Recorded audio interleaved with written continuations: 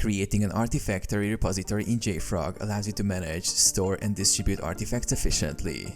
Here's how to set it up. Log into JFrog. Navigate to JFrog and log into your JFrog account. Access JFrog Artifactory.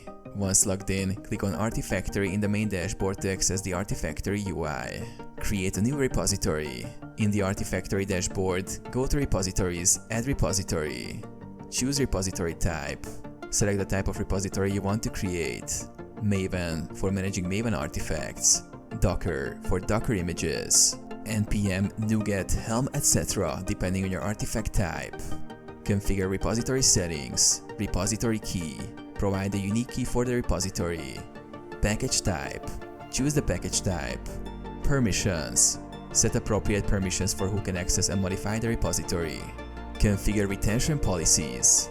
You can define retention policies to automatically clean up old artifacts based on version, storage period, or other custom criteria.